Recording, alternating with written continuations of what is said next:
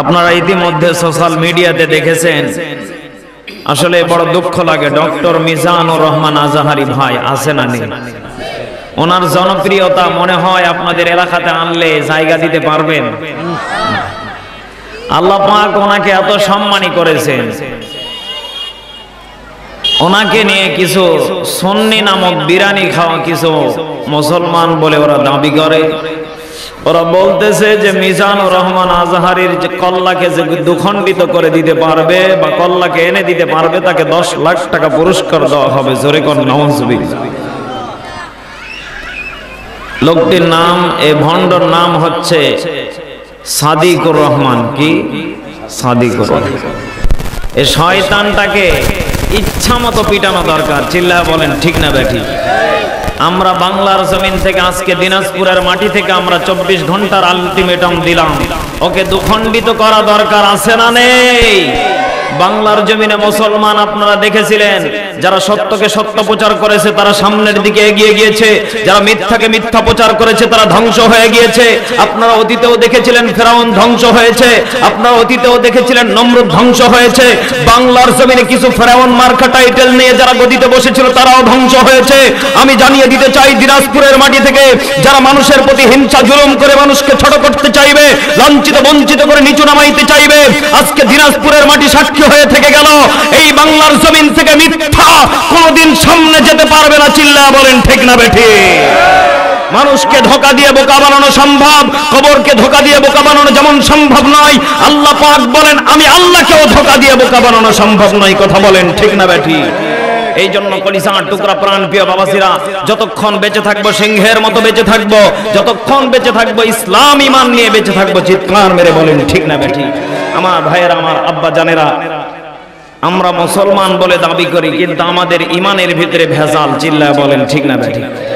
আসলেই বলবো কি, আমাকে অনেক মানুষ জিজ্ঞাসা করে বসে, হুজুর এই হুজুর বলে এটা, আর এক হুজুর বলে আর একটা, এ মানবো কি আর করবো কি? আমরা নিজেরাই টেনশনে আছি আর চিন্তাতে আছি। কথা সত্য না মিথ্যা? কলিজার টুকরা বাবাজিরা, আজকে আমরা আলোচনা শুনবো আমাদের জীবনে। এখানে যারা বসে আছি বলেন তো দেখি, আমাদের জীবনে কারো গুনাহ মনে হয় নেই? আছে? দিনাজপুরে মানুষ আবার গুনাহ করে করে করে না। আমি যতটুকু জানতে পেরেছি, আজকে ওইখানে যে আল্লাহর ওলিগুলি বসে আছে সব নেকির আশায় বসে আছে নাকি? তাহলে বোঝা গেল দিনাজপুরের মানুষ না, সারা বাংলাদেশে না, সারা পৃথিবীর মানুষ আল্লাহ যাকে হায়াত দিয়েছেন, প্রত্যেকটা মানুষ আমরা ক্ষতিগ্রস্তের ভিতরে আছি, গুনাহের ভিতরে আছি। চিল্লায়া বলেন ঠিক না বেঠি? এই জন্য কলিজার টুকরা প্রাণ প্রিয় বাবাসরা, এই গুনাহ থেকে সব থেকে ফিরে যাওয়ার 1 নাম্বার মাধ্যম পদ্ধতি হলো তওবা করা। কি করা? আরো জোরে বলেন, তওবা করা। আমরা সকলে আজকের মাহফিল থেকে তওবা করে বাড়িতে যাব, আমল নিয়ে বাসাতে যাব ইনশাআল্লাহ। আল্লাহ রাব্বুল আলামিন বলেন, হে আমার বান্দা বান্দীরা, এই পৃথিবীর ময়দানে সব থেকে উত্তম ব্যক্তি হলো ওই ব্যক্তি যার চেহারার দিকে দেখলেই নূরে নূরান্বিত হয়ে যায়। যে ব্যক্তির চেহারাটা থেকে নূর ঝলতে থাকে, ওই ব্যক্তির 1 নম্বর আমল হলো ও দিনে রাতে আল্লাহর কাছে যতবার গুনাহ করুক না কেন, ও সব থেকে বেশি তওবা করাকে পছন্দ করে। চিৎকার মেরে বলেন আল্লাহু আকবার।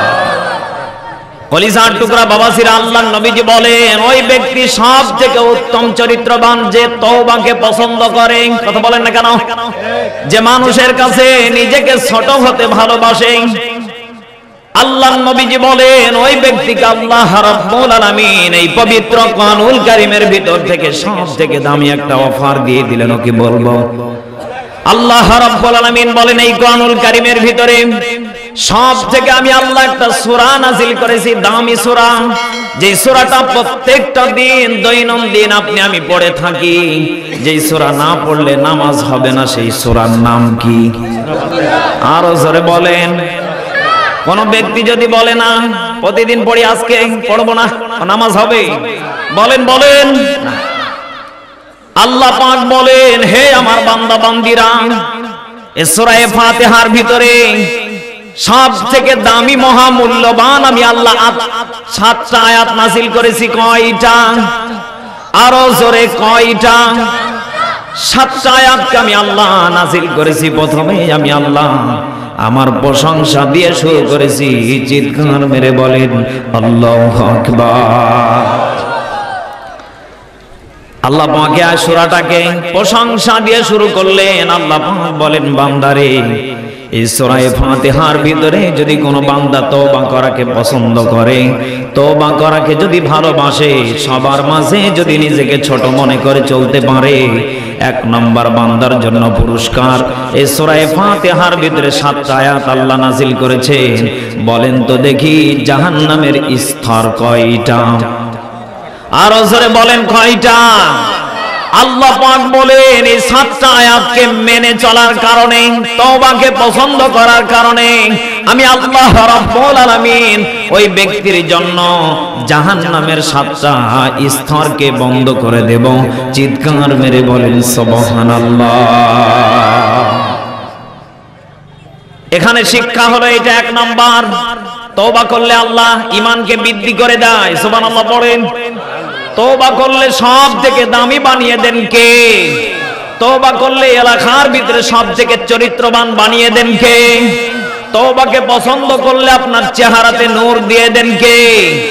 আল্লাহ রাব্বুল আলামিন বলেন, হে আমার বান্দা বান্দিরা, যে ব্যক্তির জন্য 7টা জাহান্নামের স্তর বন্ধ হয়ে গেল, ওই ব্যক্তির জন্য আমি আল্লাহ 8টা জান্নাতের স্তরকে খুলে দিলাম। চিৎকার মেরে বলেন সুবহানাল্লাহ।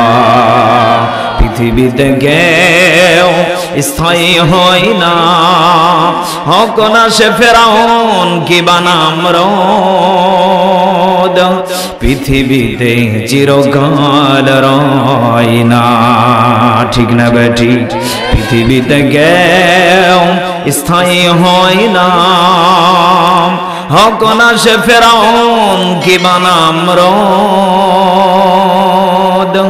দুনিয়ায় চিরকাল রয় না।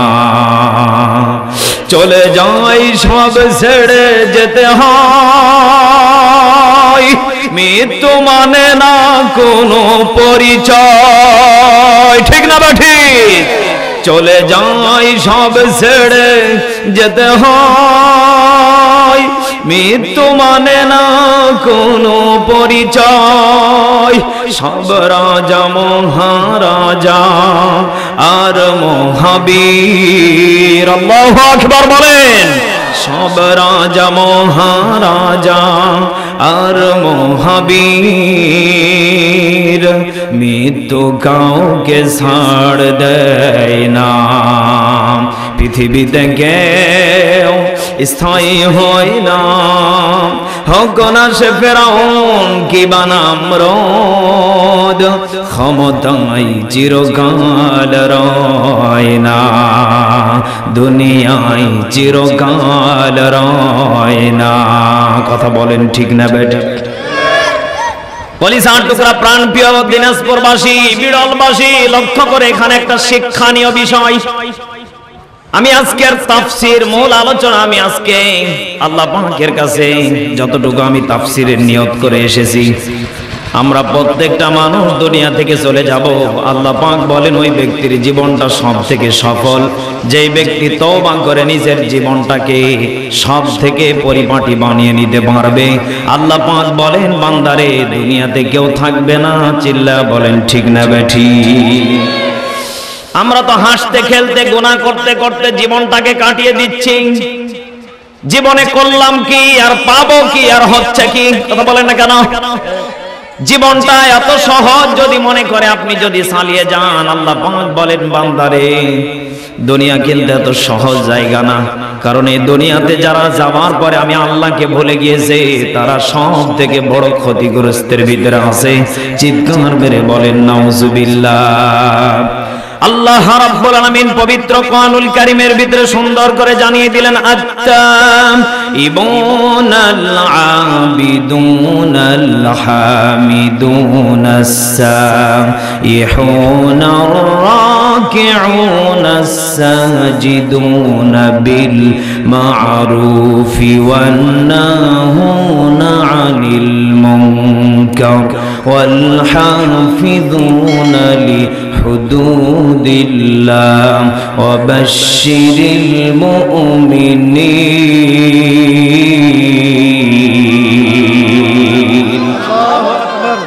আল্লাহ রাব্বুল আলামিন বলেন, হে আমার বান্দা বান্দীরা, আত্তাইবুন আলাবিদুন, সব থেকে আমি ওই ব্যক্তিকে ভালোবাসি যে তওবা করে ফিরে আসে কার কাছে? বলেন বলেন, আল্লাহর কাছে। যেই ব্যক্তি তওবা করে ফিরে আসে, আল্লাহ পাক বলেন ওই ব্যক্তিকে আমি আল্লাহ সব থেকে ভালোবাসি, সব থেকে মহব্বত করি।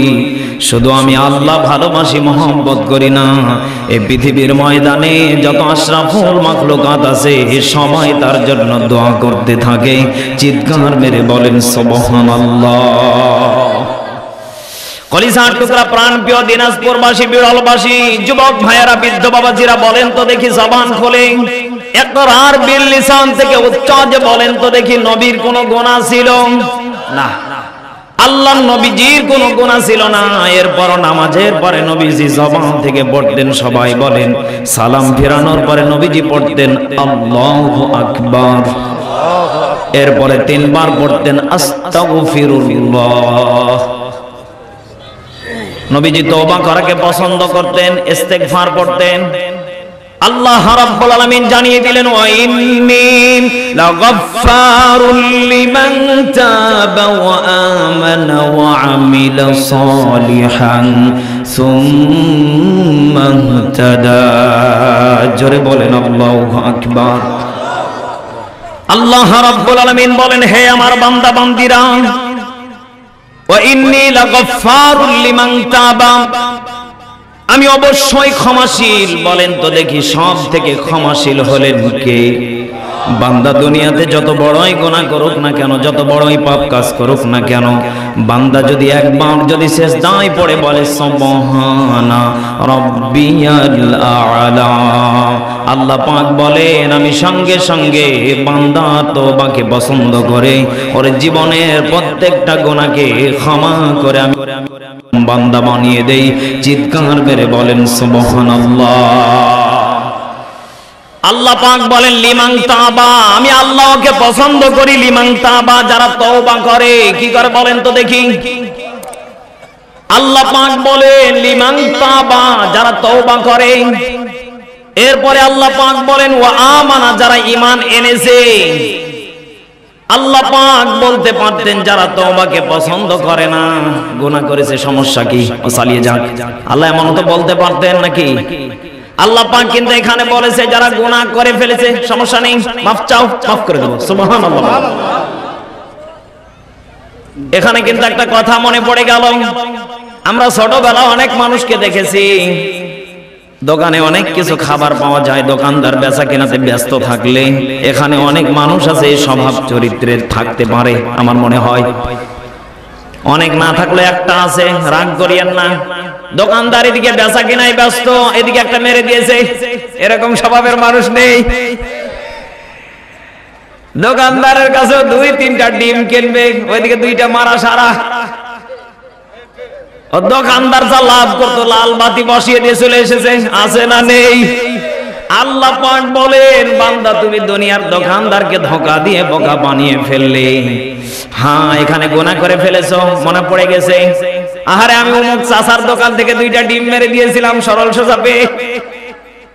আল্লাহ পাক যদি বলে বান্দা তুমি এখন আমার কাছে চাচ্ছ আমি ক্ষমা করব, কিন্তু তোমার যদি দোকানদার যদি জিন্দা থাকে, কি থাকে বলেন তো দেখি, ওনার পায়ে পড়েও হলো তোমাকে ক্ষমা চাওয়া লাগবে, আর যদি মরে যায় সেটার হিসাব ভিন্ন। আল্লাহু আকবার বলেন। এজন্য আজকে যারা মাহফিলে এসেছেন, আপনারা কিন্তু আজকে সারা দিন কাজ করলে 500 টাকা, 600 টাকা, 1000 টাকা, এখানে এমন লোক আছে ঘন্টায় ঘন্টায় 1000 টাকা কামাই করে নেন। আপনারা দুনিয়ার কাজগুলিকে রেখে দিনের বেলা মাহফিলে আসার 1 নাম্বার কারণ হলো মেজবাহ হুজুর আসবে, আমাদেরকে কবরের পথে যাওয়ার জন্য কিছু SMS বার্তা দিয়ে যাবে, যেই আমলটা করে আমার জীবনটাকে বাস্তব জীবনে পরিণত করব। চিল্লায় বলেন ঠিক না বেঠিক? তাহলে আমরা যারা এই কায়দায় চলেছি, ডিম মেরে দিয়েছি, লুডুস মেরে দিয়েছি, বিশেষ করে এটা মহিলাদের ভিতরে আছে, একথা বলেন না কেন? মা বোনেরা রাগ করিয়েন না, অনেক মহিলারা আছে যারা কলেজে ইউনিভার্সিটিতে পড়ে, বাপ মা ঠিক মতো টাকা দিতে পারে না, করবে কি? কসমেটিকের দোকানে যে 3-4টা খোপা বেড়ে দেয়। এক কথা বলেন না কেন? সিট্টিবিন, এরপরে বিভিন্ন রকম জিনিস আছে, এগুলি দেখবেন মহিলারা ভালো মারতে পারে, ছোট ছোট জিনিস। সেদিন আমি ইন্টারনেটের ভিতরে ফেসবুকে ঢুকতেই দেখলাম একটা মেয়ে, এত সুন্দর চেহারা। এখন বলবেন হুজুর আপনি ওই দিকেও ফলো করছেন। আরে ভাই আমি করবো কি যদি চলে আসে? আমি ওখানে শিক্ষার জন্য কিছু কথা শুনলাম। এই মেয়েটা এত সুন্দর ড্রেস পরে আছে, বোরখা পরে আছে, হিজাব পরে আছে, সব ঠিকঠাক আছে, মনে হয় জান্নাত থেকে পালিয়ে এসেছে। কথা বলে না কেন? কিন্তু মেয়েটা যে কাম করলো, ও কি বলার মতো? ও স্বর্ণের দোকানে ঢোকার পরে স্বর্ণের দোকানদারকে 5 থেকে 7টা চেন দেখেছে, দেখার পরে একটা হিজাবের ভিতর দিয়ে মুখের ভিতরে ঢুকে লুক করে আছে। এখন বলেন তো দেখি, বোরখার ইজ্জত থাকলো? কথা বলেন না কেন?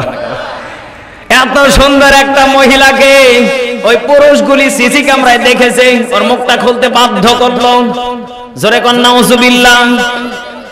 এজন্য আমার মা বোনদেরকে আমি বলতে চাই, যারা এই স্বভাব চরিত্র নিয়ে যারা চলাফেরা করেন, আল্লাহ পাক বলেন বান্দারে, দুনিয়ার লোভ লালসা তোমাকে দুনিয়া শিক্ষা দিতে পারে, কিন্তু কবর বড় ডেঞ্জারাস জায়গা, কবর বড় ভয়ানক জায়গা, ওখানে লোভ লালসা চলবে না। টার্গেট হলো তোমাকে 1 নম্বর ঈমান নিয়ে যাওয়া লাগবে। চিৎকার মেরে বলেন ঠিক না বেঠিক? ঈমানের পথে অবিচল থেকে আমার মরণ যেন হয়, কোরআনের পথে অবিচল থেকে আমার মরণ যেন হয়।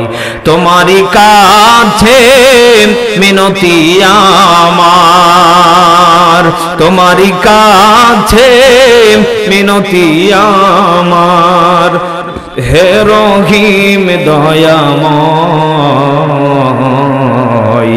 ঈমানের পথে অবিচল থেকে আমার মরণ যেন হয়। জোরে বলেন আমিন। আপনাদের মনে হয় কষ্ট হচ্ছে? এই যে উঠে উঠে দেখছেন, এই যে উঠে গেল। এ ভাইরাস যদি থাকে তাহলে আমার খুব কষ্ট লাগে। আরে বাবা, আর 1 ঘন্টাও তো থাকবো না, 20 মিনিট সর্বোচ্চ থাকেন, সমস্যা কি? না শেষ করে দেবো? তাহলে যারা উঠবে ওদেরকে টেনে বসাবেন, পারবেন তো ইনশাআল্লাহ? আপনার কি মনোযোগ আছে? বলবো বলবো, চলবে কিছুক্ষণ? ওই দেখেন আর একজন উঠছে, একই 1 নম্বরে চাপ দিয়েছে নাকি গো চাচা? এরকম যদি থাকে তাহলে তো সমস্যা। লিল্লাহে তাকবীর, লিল্লাহে তাকবীর। কলিজার টুকরা বাবাজিরা, তাহলে যেই কথা বলতে চাচ্ছিলাম, আল্লাহ পাক বলেন লিমান তাবা, যারা তওবা করেছে, ওয়া আমানা, যারা ঈমান আনার পরে, সালিহিন, যারা সালিহিনদের পথে চলেছে, সুম্মা তাদা, এবং অতঃপর ওর উপরে টিকে থেকেছে। আল্লাহ পাক বলেন বান্দারে, আমি আল্লাহ রাব্বুল আলামিন ওই বান্দার প্রত্যেকটা কাজকর্মকে কবুল করে নেব। চিৎকার মেরে বলেন সুবহানাল্লাহ। কলিজার টুকরা বাবাজিরা, হযরত ওমর খলিফাতুল মুসলিমিন একদিন রাস্তা দিয়ে হেঁটে যাচ্ছিলেন। খুব খেয়াল করেন, শিক্ষার জন্য আমি বলতেছি। খলিফাতুল মুসলিমিন রাত্রিবেলা কিছু সাহাবীদেরকে নিয়ে হেঁটে যাচ্ছিলেন।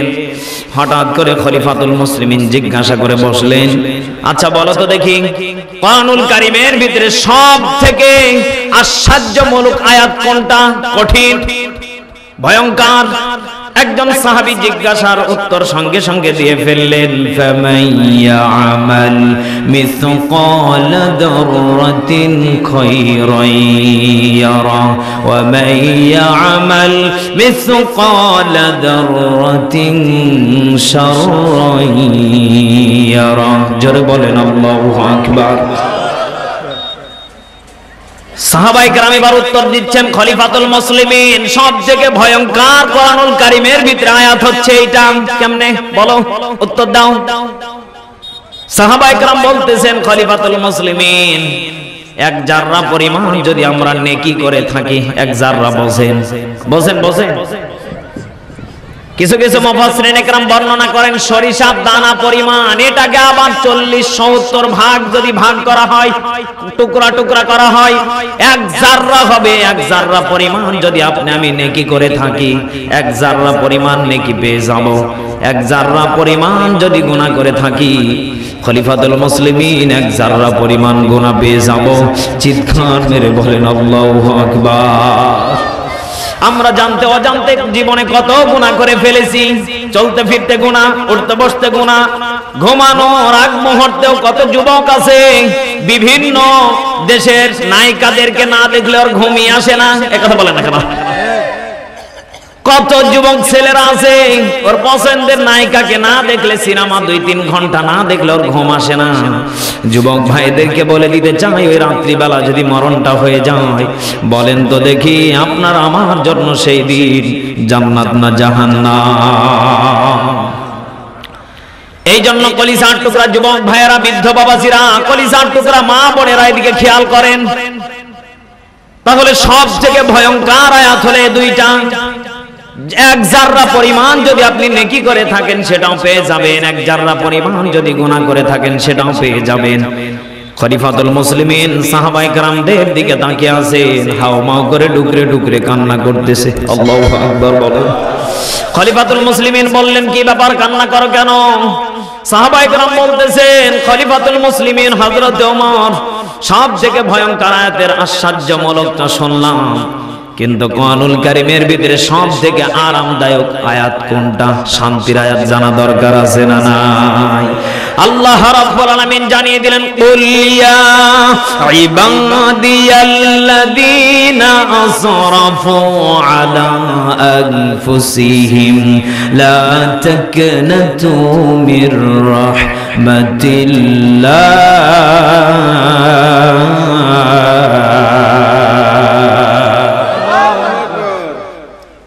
সাহাবায়ে কেরাম বলতেছেন, খলিফাতুল মুসলিমিন আয়াতের ব্যাখ্যাটা একটু করে দেন। সাহাবায়ে কেরাম বলার সঙ্গে সঙ্গে খলিফাতুল মুসলিমিন বললেন, বলেন তো দেখি আমরা যারা দুনিয়াতে বেঁচে আছি অধিকাংশ মানুষ নফসের উপরে জুলুম করি। কথা বলেন না কেন? যেমন আমি নিজে একজন জুলুমকারী। কিভাবে? অক্টোবর, নভেম্বর, ডিসেম্বর, জানুয়ারি, আর 4টা মাস থেকে ঘুম নেই, খাওয়া নেই, ঠিক মতো চলাফেরা নেই, রাস্তার উপরে খালি জার্নিং আর জার্নিং। আপনি টের পাচ্ছেন? গতকালকে মাহফিল ছিল পার্বতীপুরে, তার আগের দিন ছিল সেই সাতক্ষীরাতে। সারাটা দিন গাড়িতে ছিলাম, কত কষ্ট করে আসলাম। মাহফিল শেষ করে কোন রকম একটু ঘুম পেড়েছে, আবার এখানে আসলাম, আবার যাব জয়পুরহাটে। চলতেছে এইভাবে, জীবনটা কেটে যাচ্ছে।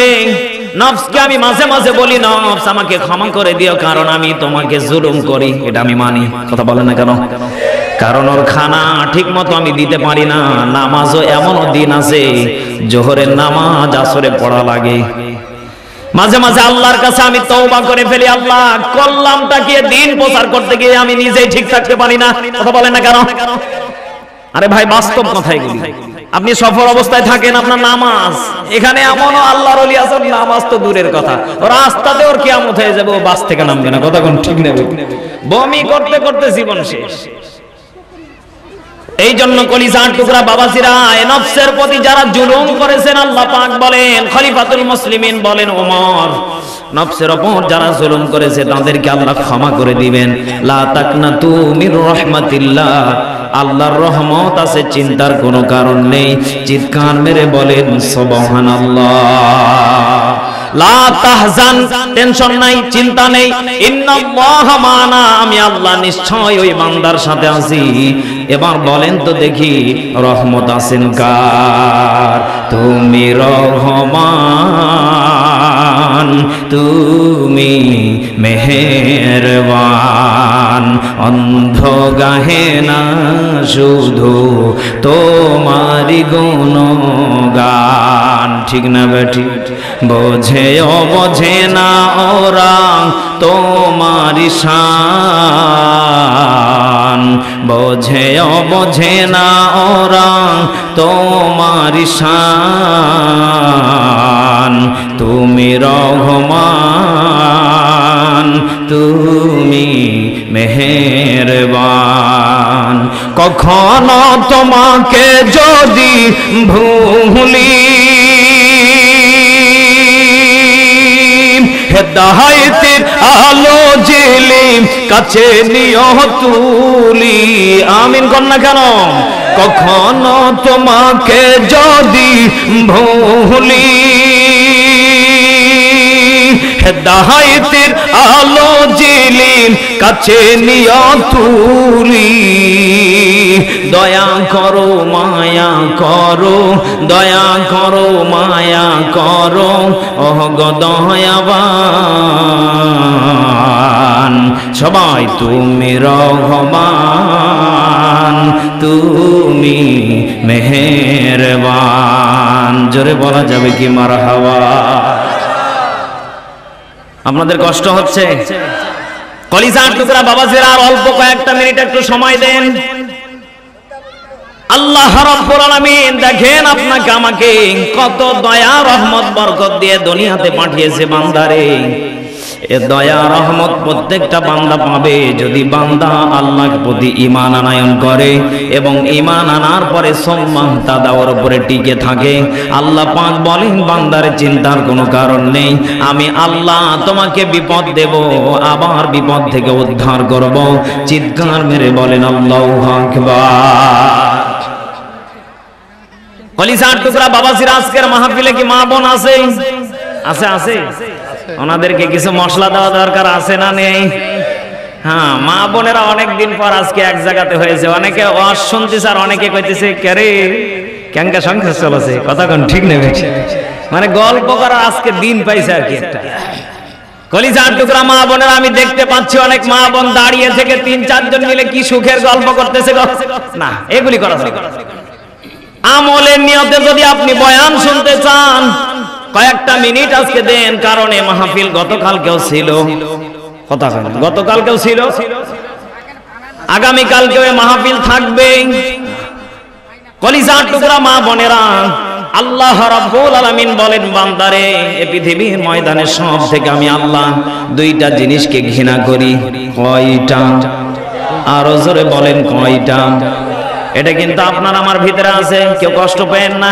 বলবো, বলার পরে যদি কেউ কষ্ট পেয়ে উঠে যান তাহলে কিন্তু কষ্ট লাগবে। 1 নম্বর কারণ হলো আল্লাহ রাব্বুল আলামিন বলেন, ওই সমস্ত স্বামীর প্রতি আল্লাহর গজব নাজিল হবে যেই সমস্ত স্বামীরা নিজের বিবিকে অন্যায়ভাবে জুলুম করে, অন্যায়ভাবে মারধর করে এবং কথায় কথায় তালাক দেয়। জোরে কর নাউজুবিল্লাহ। আমি এমনও মানুষকে দেখেছি আমার এই বয়সে, ওকে মারতে মারতে ওর 14 গোষ্ঠীকেও পর্যন্ত তালাক দিয়ে দেয়। কথা বলেন না কেন?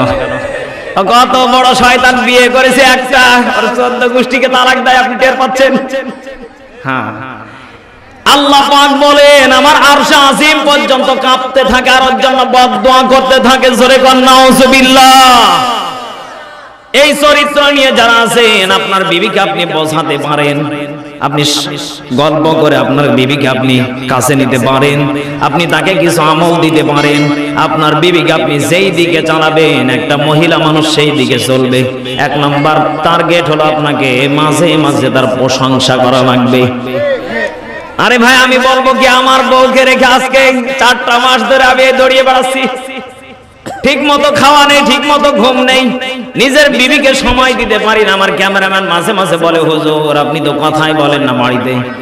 আমার একটা 7 মাসের মেয়ে আছে, সময় দিতে পারি না। সকালবেলা একবার চেহারাটা দেখছি। বলেন তো দেখি, এইভাবে কি থাকবে? কথা বলেন না কেন? এই জন্য আমি মাঝে মাঝে পাম মারি। কি মারি বলেন তো দেখি? পাম মারা লাগবে। সকালবেলা পাম মেরেছি, এখনো পর্যন্ত কোনো ফোন দেয় নাই, কারণ ওই পামে এখনো আছে। আলহামদুলিল্লাহ বলেন।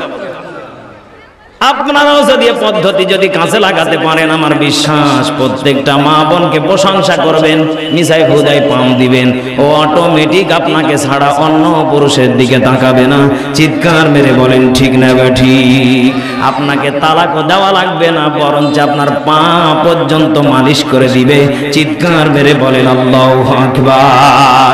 হুন্না লিবাসুল লাকুম ওয়া আনতুম লিবাসুল লাহুম। জোরে বলেন আল্লাহু আকবার।